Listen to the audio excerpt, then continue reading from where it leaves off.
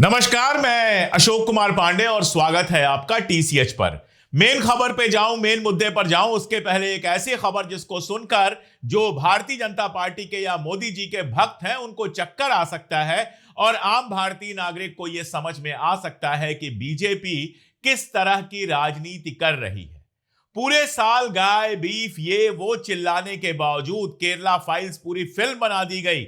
सारे तमाशे के बावजूद सच्चाई यह है, स्क्रॉल की एक रिपोर्ट बताती है कि 2024-25 के दौरान 30 करोड़ रुपए का चंदा लिया गया था अल्लाना ग्रुप से, जो भारत से बीफ का सबसे बड़ा एक्सपोर्टर है। यानी भारत से बीफ का जो सबसे बड़ा एक्सपोर्टर है, सबसे ज्यादा बीफ विदेशों में भेजता है, उससे हिंदू पार्टी जो अपने आप को कहती है, जो बीफ के खिलाफ और बाकी सारी चीजों के खिलाफ लगातार तमाशा करती है, यहां तक कि कोई नॉर्मल नॉनवेज खाता हुआ भी दिख जाए तो उसको भी परेशान करने की कोशिश की जाती है। उसके टाइम में बीफ का जो सबसे बड़ा एक्सपोर्टर है अल्लाना ग्रुप, वो 30 करोड़ रुपए दान देता है भारतीय जनता पार्टी को। और फिर इस बात में क्या आश्चर्य है कि लगातार भारतीय जनता पार्टी के शासन में बीफ का एक्सपोर्ट बढ़ता जा रहा है। 2025 में यह उम्मीद की जा रही है कि यह 4 अरब अमेरिकी डॉलर से भी ज्यादा होगा। तो ये दोहरी राजनीति है, ये है खेल भारतीय जनता पार्टी का। एक तरफ सबको गाय गोबर सब में उलझाए रखो, दूसरी तरफ जो बीफ बेच रहे हैं उनसे चंदा लेते रहो और चंदा लेकर उनको बीफ बेचने का पूरा खुला खेल करने दो, पूरी छूट दे दो। तुम्हारे टाइम में बीफ का एक्सपोर्ट लगातार बढ़ता रहे, वो तो भक्तों को पता चलेगा नहीं, क्योंकि व्हाट्सएप पे वो कुछ आएगा नहीं और तुम भक्तों के लिए गाय गोबर वाली पोस्ट और गाय गोबर वाले वीडियो और गाय गोबर वाले भाषण लगातार डालते रहो। एक और मजेदार घटना आपको बता दूं, भारतीय जनता पार्टी के एक नेताजी भाषण दे रहे थे, सांसद है शायद, और भाषण में उन्होंने कहा कि भैंस का जो दूध पीते हैं उनका दिमाग कम हो जाता है, गाय का जो दूध पीते हैं उनका दिमाग बढ़ जाता है, भैंस का दूध पीने वालों की बुद्धि भ्रष्ट हो जाती है। अब मुझे ऐसा लगता है कि इनको पता नहीं किसका दूध मिला कि इनकी बुद्धि भ्रष्ट हो गई है, क्योंकि गाय भैंस का दूध तो बचपन से सारे लोग पीते हैं, ज्यादातर लोग भैंस का ही दूध पीते हैं। लेकिन अब ये गाय और भैंस के बीच में भी झगड़ा करवा सकते हैं, ये है भारतीय जनता पार्टी। और उसके नेता नरेंद्र मोदी जो आज इजराइल जा रहे हैं, उस पर भी थोड़ी सी बात करूंगा। वो मेरठ में बड़ी बड़ी बातें करते हैं कांग्रेस के खिलाफ, और इन बातों का सटीक जवाब कल दिया है राहुल गांधी ने। देखिए, मुझे ऐसा लग रहा है कि कांग्रेस अब बदल रही है। जब युवा कांग्रेस के कुछ लड़कों ने एआई समिट में शर्ट उतारकर प्रदर्शन किया तो बहुत सारे कांग्रेस को अमूमन समर्थन देने वाले पत्रकार भी इसके खिलाफ आ गए। उन्होंने कहा नहीं, ऐसा नहीं करना चाहिए था, इंटरनेशनल समिट है, फलाना है, ढिमकाना है, और लगा यह था कि शायद कांग्रेस भी हमेशा की तरह बैक फुट पर चली जाएगी। कांग्रेस भी कहेगी लड़कों से गलती हो गई, ऐसा नहीं करना चाहिए था, आपस में ही भिड़ जाएगी, 4 लोग समर्थन करेंगे, 4 लोग विरोध करेंगे। अभी तक यही हुआ है और इस बार भी हमें लग रहा था कि शायद यही होगा, लेकिन हुआ इसका ठीक उल्टा। पूरी की पूरी कांग्रेस पार्टी उन यूथ कार्यकर्ताओं के पीछे खड़ी हो गई। सबने बयान दिए, चाहे वो पार्टी के ऑफिशियल प्रवक्ता हों या पार्टी के नेता हों या बाकी सारे लोग हों, सबने बयान दिए। और कोर्ट में जब मामला गया तो पूरी पार्टी उनके साथ खड़ी थी। आप सरकार का फ्रस्ट्रेशन, सरकार की झुंझलाहट ऐसे ही देख सकते हैं कि उनको गिरफ्तार करने के बाद उनके ऊपर केस ऐसा बनाने की कोशिश की जा रही है कि लंबे टाइम तक वो जेल में रहे। कल एक खबर एएनआई पर आई और उस खबर में क्या बताया गया कि यूथ कांग्रेस के जो कार्यकर्ता विरोध कर रहे थे उनकी शर्ट बरामद हो गई है। वाह साहब वाह! यही दिल्ली पुलिस है जो कोमल शर्मा जेएनयू में डंडा लेकर जिसकी फोटो आई थी उसको आज तक नहीं पकड़ सकी। यही दिल्ली पुलिस है, सारा तमाशा हुआ दिल्ली में जब विस्फोट हुआ, लेकिन आज भी हम नहीं जानते हैं कि उसके पीछे असल में किसका हाथ था।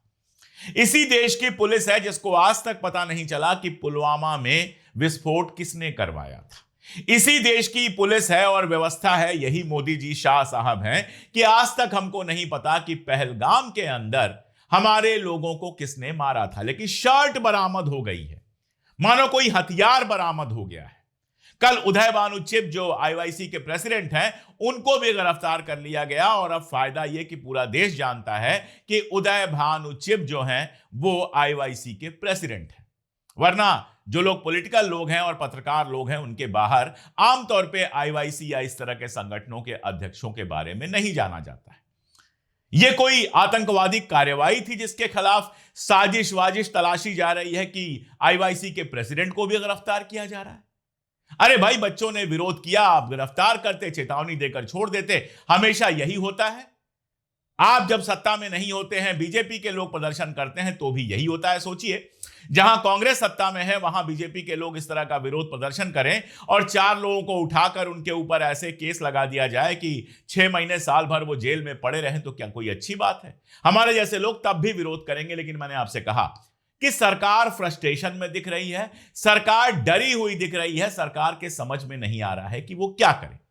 विदेशी मामले में हालत यह है कि इतना प्रेशर शायद है कि इनको कुछ समझ में ही नहीं आ रहा है कि क्या करें। मैं एक वीडियो देख रहा था और उस वीडियो के साथ सबटाइटल बाकायदा लगे हुए हैं। स्क्रीन पर वो वीडियो चल रहा है, देखते जाइए। यह वीडियो है हंगरी के विदेश मंत्री का। हंगरी वो देश है जो अपना सबसे ज्यादा तेल आज भी रूस से खरीद रहा है। पत्रकारों ने घेरा और पूछा कि आप रूस से तेल क्यों खरीद रहे हैं? तो बंदे ने एकदम ठोक के जवाब दिया कि यह हमारा हक है, हमारा सोवराइन हक है कि हम तेल कहां से खरीदें। जहां से सस्ता तेल हमको मिलेगा और आसानी से तेल मिलेगा, वहां से हम खरीदेंगे। हम किसी देश को समझाने नहीं जाते कि तुम्हारे लिए क्या ठीक है और इसीलिए तुम हमें मत समझाओ, कोई और हमें ना समझाए कि हमारे लिए क्या ठीक है। यह हंगरी जैसे देश का विदेश मंत्री ठप्पे के साथ ठोक कर बोल रहा है। और हमारे यहां क्या हालत है? हमारे यहां रूस से तेल बंद करने की बात अमेरिका करता है। रूस से तेल बंद हो गया है, यह खबर अमेरिका देता है। अगर रूस से तेल फिर खरीदा तो हम निगरानी रखे हुए हैं, सजा लगा देंगे, यह भी बात अमेरिका कहता है। और फिर अमेरिका के अखबारों में खबर छपती है कि भारत ने रूस से तेल खरीदना बंद कर दिया है। यहां सब सन्नाटा मार के बैठे हुए हैं। विदेश मंत्री से पूछो कि क्या आपने रूस से तेल खरीदना बंद कर दिया, तो क्या डील हो गई है? तो वो कहते हैं। वाणिज्य मंत्री से पूछो, कॉमर्स मिनिस्टर से पूछो, कॉमर्स मिनिस्टर से पूछा जाता है तो कहते हैं विदेश मंत्री से पूछो। और प्रधानमंत्री से पूछा ही नहीं जा सकता क्योंकि प्रधानमंत्री कभी प्रेस कॉन्फ्रेंस करते नहीं है। लेकिन हकीकत यह है कि अमेरिका ने धमकी दी और आपने रूस से तेल खरीदना बंद कर दिया, जबकि हंगरी ने कोई तेल खरीदना बंद नहीं किया, तो भी उसके ऊपर कोई खास टैरिफ नहीं लगा था और अब तो सबके ऊपर बराबर टैरिफ लगा हुआ। इजराइल जा रहे हैं आप, पूरी दुनिया में थू थू हो रही है, पूरी दुनिया मजाक उड़ा रही है। एक पत्रकार का ट्विटर अकाउंट बंद कर दिया गया, एक अमेरिकी पत्रकार का ट्विटर अकाउंट बंद कर दिया गया क्योंकि वो भारत इजराइल संबंधों पर लगातार बात कर रहा था और मोदी जी के जाने पर बात कर रहा था। ट्विटर अकाउंट बंद करके आप बहुत बड़ा तीर मार लेते हैं। जो आपके खिलाफ बोले उसका ट्विटर अकाउंट बंद कर दीजिए। अरे आप बंद कर देंगे, इंडिया में नहीं देखा जाएगा, बाकी दुनिया में तो देखा जाएगा। अल जजीरा ने तो बाकायदा एक स्लाइड शो जैसा पेश कर दिया है कि कैसे एक जमाने में महात्मा गांधी ने कहा था कि फलस्तीन वैसे ही फलस्तीनियों का है जैसे इंग्लैंड अंग्रेजों का है। और वहां से चलते चलते आप यहां पहुंचे हैं जहां आप इजराइल तब जा रहे हैं जब मिडिल ईस्ट में सबसे ज्यादा तनाव है। आप इजराइल तब जा रहे हैं जब ईरान वार कभी भी हो सकता है। आप इजराइल तब जा रहे हैं जब वहां जाकर आप यह साबित करेंगे कि आप पूरी तरह से मिडिल ईस्ट में अकेले पड़ चुके और दुनिया में अकेले पड़ चुके, जहां यूरोप के नेता भी फिलहाल नहीं जा रहे हैं और ऐसे आदमी के देश में जा रहे हैं आप जिसके खिलाफ आईसीसी का बाकायदा वारंट है। आप यह साबित करेंगे कि आप उसके साथ खड़े हैं और इससे आपको क्या हासिल हो जाएगा हमको नहीं पता, या फिर कोई प्रेशर है जिसकी वजह से आप जा रहे हैं यह भी हमको नहीं पता, वरना इस समय जाने का कहीं कोई मतलब बनता ही नहीं है। आप इस समय दुनिया के इकलौते सिटिंग प्राइम मिनिस्टर हैं जिनका इस तरह का रिमार्क आया हुआ है, और भी रिमार्क आए होंगे, लेकिन इस तरह का रिमार्क जो आया हुआ है कि आप अमेरिका को खुश करने के लिए इजराइल पिछली बार गए और वहां पर नाचा गाया। मैं ये नहीं कह रहा हूं, मैं कोई मीम नहीं चलाने वाला हूं कि मोदी जी नाच रहे थे, गा रहे थे। उसका मतलब यह है कि खुश करने के लिए सब कुछ किया, जो जो इजराइल अमेरिका चाहते थे वो आपने किया। यह आपकी 2017 की यात्रा के बाद ईमेल आता है जो एप्स्टीन फाइल में है। आपके मंत्री हरदीप पुरी का नाम एप्स्टीन फाइल में कितनी बार है आप देख ही चुके होंगे। दुनिया भर में इस्तीफे हो रहे हैं, लेकिन आपके यहां हरदीप पुरी इस्तीफा नहीं दे रहे हैं, पूरे शान से आते हैं और टीवी चैनलों पर बयान देते हैं। और उसके बाद कोई सवाल उठाए तो उसको गिरफ्तार कर लो, कोई सवाल उठाए तो उसको जेल में डाल दो, कोई सवाल उठाए तो उसको एंटी नेशनल कह दो, और राहुल गांधी या कांग्रेस पार्टी सवाल उठाए तो आप रोना शुरू कर दो कि देखो मुझे कितना सताया जा रहा है। अरे सता तो आपको वो रहे हैं जिनका आपके ऊपर प्रेशर है, जो अपने हिसाब से आपको नचा रहे हैं। जब चाहते हैं ड्यूटी लगा देते हैं, जब चाहते हैं टैरिफ लगा देते हैं, जब चाहते हैं कह देते हैं कि हमने जंग रुकवाई, हमने धमकी दी, और आप एक शब्द कह नहीं पाते हैं। जो कुछ उन्होंने मेरठ में कहा था उसका माकूल जवाब एक वीडियो बनाकर राहुल गांधी ने दिया। वो वीडियो मैं वीडियो के अंत में दिखाऊंगा, लेकिन उसमें उन्होंने कुछ बहुत जरूरी बातें की। पहली बात तो वही कि आपने अमेरिका से ट्रेड डील करके देश को ट्रंप को बेच दिया। दूसरी बात, जो कांग्रेस पार्टी के शर्म की बात कर रहे थे, राहुल गांधी ने बिल्कुल सही सवाल उठाया कि शर्म तो आपको आनी चाहिए जिसका नाम एप्स्टीन फाइल में आया है। नॉर्वे के पूर्व प्रधानमंत्री का नाम एप्स्टीन फाइल में आया था, जेल चले गए।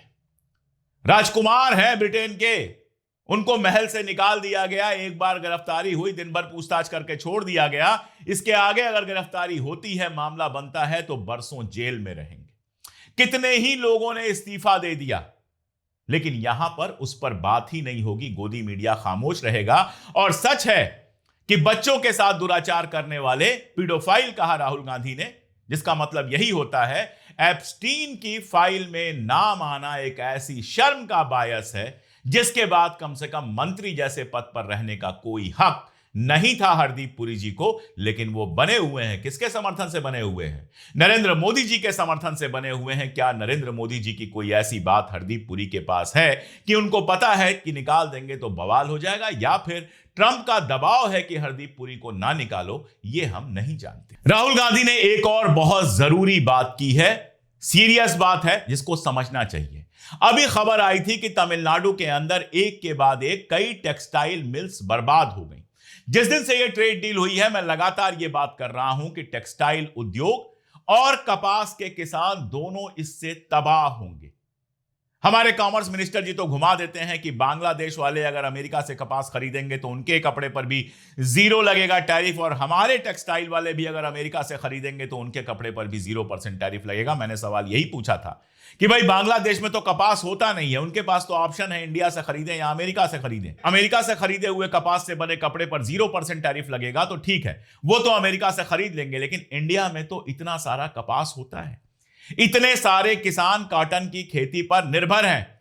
अगर यहां के टेक्सटाइल वाले भी अमेरिका से कॉटन खरीदना शुरू कर देंगे तो यहां के किसान का क्या होगा? और अगर टेक्सटाइल वाले अमेरिका से कॉटन नहीं खरीदेंगे, यहां के किसानों से कॉटन खरीदेंगे तो क्या होगा? कपड़ा उनका महंगा होगा, उसके ऊपर टैरिफ लगेगा अमेरिका के अंदर। बांग्लादेश के सामने वो अमेरिका में टिक नहीं पाएंगे। तो आगे कुआं है पीछे खाई है। एक ऐसी ट्रेड डील की गई है जिसके बाद कपास के किसानों और टेक्सटाइल वर्कर्स दोनों की जिंदगी तबाह होने के रास्ते शुरू हो जाएंगे। टेक्सटाइल मालिक, टेक्सटाइल वर्कर, सब। ऐसे ही सोयाबीन तेल का मामला है। यह ट्रेड डील होती है और मध्य प्रदेश में सोयाबीन के दाम लगातार गिरने शुरू हो जाते हैं। यह रिपोर्ट आई है। राहुल गांधी ने यह सारे सवाल उठाए और अडानी का सवाल कैसे छोड़ देंगे? तो अडानी का सवाल भी राहुल गांधी ने इस वीडियो में उठाया। अभी तक इसका कोई जवाब नहीं है, लेकिन हमारे यहां एक कहावत कहते हैं, सौती का रीस कठौती पर। जो लोग भोजपुरी से आते हैं वो इसको समझ जाएंगे, और जो नहीं समझ पाए वो मैं उदाहरण देकर बता देता हूं कि राहुल गांधी का तो फिलहाल कुछ कर नहीं पा रहे हैं, बयान पे बयान आ रहे हैं, सबसे बड़े खतरा है, फला है, ढिमका है। कोई कह रहा है गोली मार देंगे, कोई कह रहा है कुछ कर देंगे। युवा बच्चे जिनको गिरफ्तार किया गया था, उनके साथ उदय भानु चिप को भी गिरफ्तार कर लिया गया है, और ऐसा लगता है कि ऐसे केस बनाने की तैयारी की जा रही है कि वो लंबे समय गिरफ्तार रहे। लेकिन मैंने शुरू में कहा था कांग्रेस बदल रही है, और बदलने के लिए जरूरी यह है कि कोई पार्टी एनजीओ की तरह काम करने का, लोगों को कंबल पहुंचाने, लोगों को बाकी सब मदद करने से आगे बढ़कर संघर्ष करना सीखे। और देखिए, संघर्ष वही सीखते हैं जो संघर्ष में चोटिल होते हैं, घायल होते हैं। ये बच्चे जब जेल से निकलेंगे तो और ज्यादा पक के तप के निकलेंगे, और इन बच्चों ने हजारों हजार लोगों को हिम्मत दी है लड़ने की।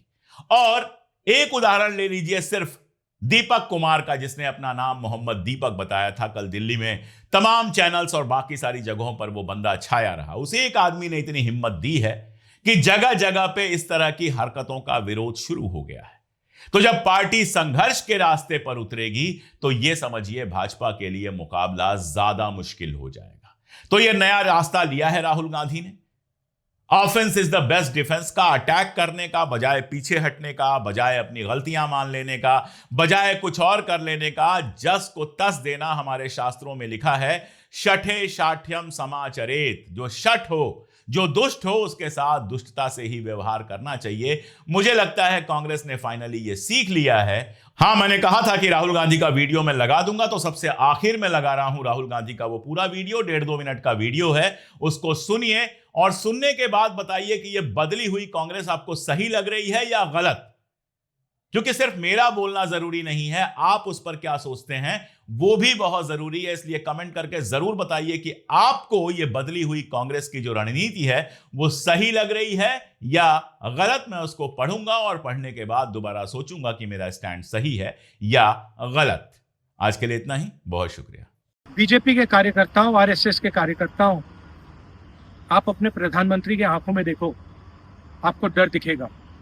पार्लियामेंट में नहीं आ पाए और कारण नारावाने नहीं थे, कारण एप्स्टीन था, कारण अदानी पर केस था। नरेंद्र मोदी जी, अहिंसा और लोकतांत्रिक विरोध देश की बुनियाद है। गांधी जी और भगत सिंह ने यह रास्ता दिखाया है, इससे आप इतना क्यों डरते हो? आप शर्म की बात करते हो। शर्म की बात मैं आपको बताता हूँ। आपने अमेरिका के साथ जो किया है, ये शर्म की बात। देश को आपने बेचा है। पहली शर्म की बात, जो यूएस के साथ आपने ट्रेड डील की है, जिसमें हिंदुस्तान को कुछ नहीं मिला और हमारा पूरा देश आपने अमेरिका को बेच दिया है। हमारे देश का डेटा दे दिया, किसानों को खत्म कर दिया, टेक्सटाइल इंडस्ट्री बर्बाद कर दी। ये शर्म की बात। दूसरी शर्म की बात, एप्स्टीन जो पीडोफाइल है, उसकी फाइलों में, उसकी ईमेल में आपका नाम, आपके मंत्रियों का नाम और आपके दोस्तों का नाम, तीनों का एक साथ आ रहा है। यह है दूसरी शर्म की बात। और तीसरी शर्म की बात, अदानी पे जो केस चल रहा है, पूरा देश जानता है कि वो अदानी पर नहीं, बीजेपी और आपके फाइनेंशियल आर्किटेक्चर पर केस है। और पूरा देश जानता है, पूरी रात आप सो नहीं पाते हो जब आप सोचते हो कि अदानी केस का क्या होगा। मोदी जी, जो आप अपने मित्रों के लिए, अनिल अंबानी, अदानी, और अपने लिए उचित समझते हो वो आप करो। हम देश की रक्षा करते हैं, हम किसानों की रक्षा करते हैं, हम मजदूरों की रक्षा करते हैं, स्मॉल एंड मीडियम इंडस्ट्री की रक्षा करते हैं और देश की डेटा की रक्षा करते हैं। हम संविधान के लिए लड़ रहे हैं। कांग्रेस पार्टी के बब्बर शेरों, कार्यकर्ताओं, आपको डरना नहीं है, एक कदम पीछे हटना नहीं है। धन्यवाद, नमस्कार।